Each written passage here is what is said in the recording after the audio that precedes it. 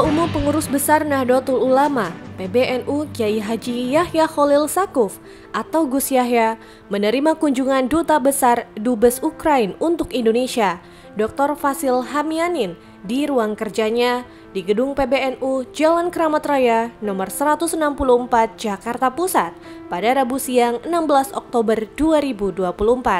Kedatangan Dr. Vasyl Hamianin disambut hangat oleh Gus Yahya. Tampak keduanya berbincang hangat seperti halnya karib lama. Keduanya berbincang mendalam terkait beragam topik internasional, termasuk kemelut konflik antara Ukraina-Rusia yang hingga kini belum mereda. Tentu saja, bila konflik itu terus berlangsung, dampaknya tidak hanya pada instabilitas di kawasan dan dunia, tetapi juga merembet pada korban sipil. Terkait hal itu, Gus Yahya memberikan pandangannya terkait dinamika global kepada Dr. Vasyl Hamianin dan peran yang akan ditempuh oleh PBNU untuk menemukan solusi perdamaian. Dari kemelut konflik yang terjadi, tidak hanya antara Ukraina-Rusia, tetapi juga di sejumlah kawasan di dunia. Untuk itu, Gus Yahya mengundang Dr. Vasyl Hamianin untuk hadir dalam Konferensi Internasional Humanitarian Islam dan Tantangan Global yang juga akan melibatkan akademisi, pemuka agama, hingga praktisi dari Amerika dan sejumlah negara di Eropa. Gus Yahya juga menjelaskan kepada Dr. Vasyl Hamianin bahwa misi dari kegiatan itu antara lain untuk menggali lebih dalam akar konflik di sejumlah kawasan yang harapannya dapat menemukan solusi perdamaian yang bersumber dari nilai-nilai kemanusiaan dalam ajaran Islam. Gayung bersambut. Undangan itu disambut baik oleh Dr. Vasyl Hamianin yang memiliki konsen yang sama dengan Gus Yahya. Pihaknya merasa antusias oleh sebab Gus Yahya melibatkan Ukraina sebagai salah satu partisipan dalam kegiatan Konferensi Internasional Humanitarian Islam. Ia berharap PBNU sebagai ormas Islam terbesar di dunia dapat menjadi jembatan meredakan ketegangan tidak hanya di Ukraina-Rusia, tetapi juga di sejumlah kawasan di dunia. And my today's visit actually is like a regular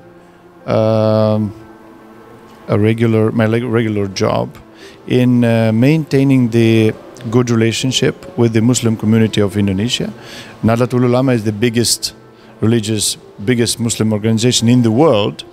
So as ambassador of Ukraine, one of my most important missions is to build up the bridges between the Muslim community of Ukraine and Muslim community of Indonesia.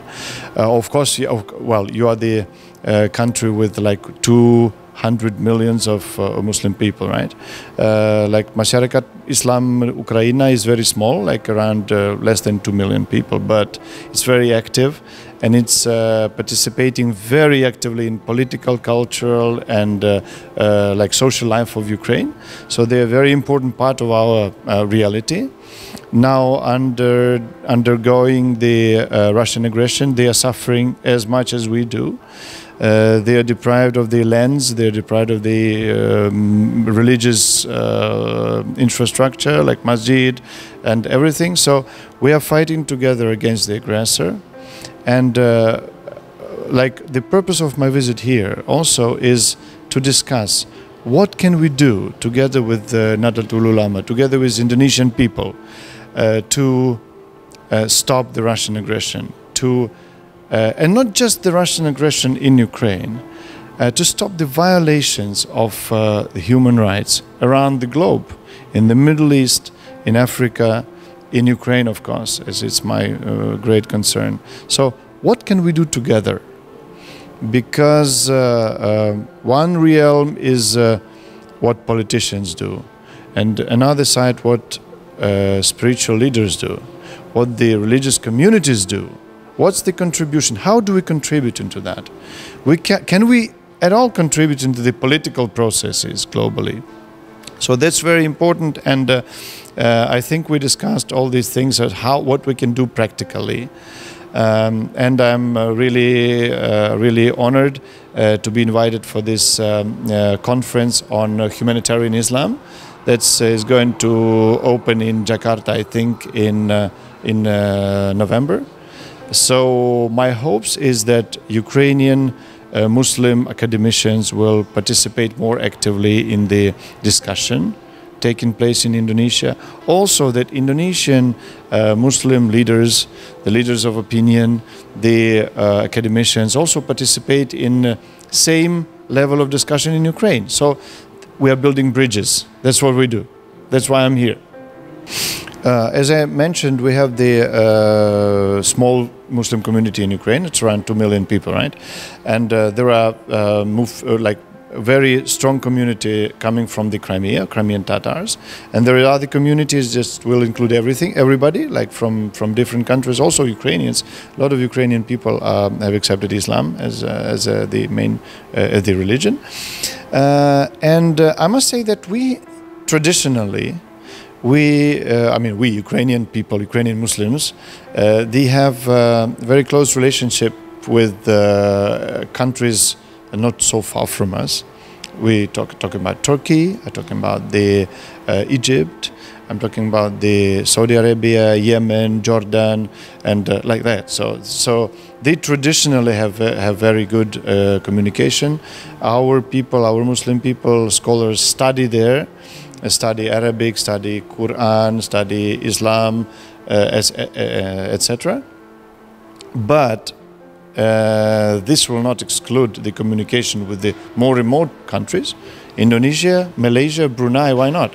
And they are doing a lot, like traveling, talking, participating in the conferences, participating in the discussions, which is very important, right? So it's not that why Indonesia. Of course, Indonesia is is like a big member of the Islamic world and very important member, very influential and very active. So definitely we are trying to make like our small community become friends and partners with the big community of Masyarakat Islam Indonesia, right? So again, it's you have a I don't remember. It's around 1 billion of Muslim people around the globe, right? So it's a big community, right? And it's important for the people within Islam to communicate. As well, it's important for the Catholics around the globe to communicate, right? So we witnessed the visit of the Pope, right? So communication, dialogue, that's what leads to understanding. That what leads to friendship. That what can prevent the conflicts. Why? Because if we have understanding, if we decrease the level of misunderstandings, then there would be no reason to have a conflict. Yeah. So increasing the level of understanding means preventing the conflicts, preventing the crisis, whatever. So that's why communication is important and what we're trying to do.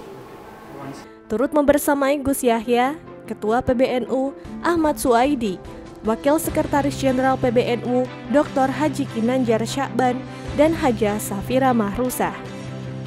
TVNU melaporkan.